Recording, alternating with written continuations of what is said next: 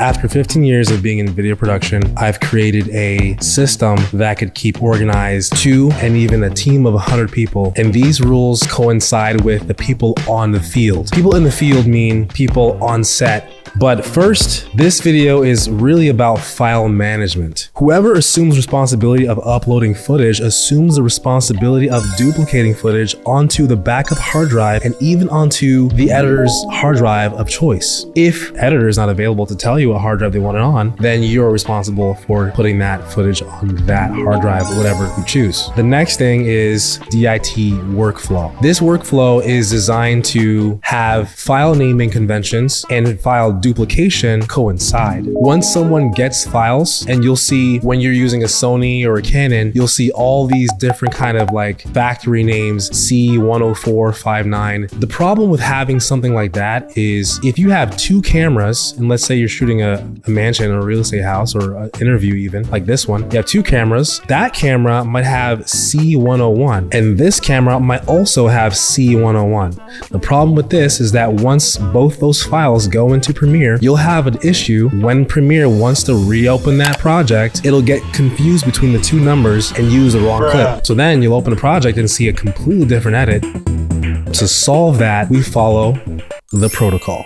Okay, so this is where the important part comes in. Renaming all these files all at once, you might pull your hair and do the wrong thing. You gotta rename all the files again. It might be out of order. So make sure you don't format your cards when you do this. Just keep your cards on standby because that's your original backup. But make sure you don't rename red files. Red has a proprietary method of how they write their files. Moving forward, you find your files through Bridge. Make sure that you Command A or Control A so that you can rename all of them. Then Control R or Command R to rename them. Have yours look like ours. Once it looks like ours, then you'll be able to rename your files just like ours. You should have the client name. Whoever is buying the project needs to have their name as the first part, then underscore the project title, then underscore camera. Whatever camera you use, FX3, FX30, Canon C70, yada yada, then 00 number.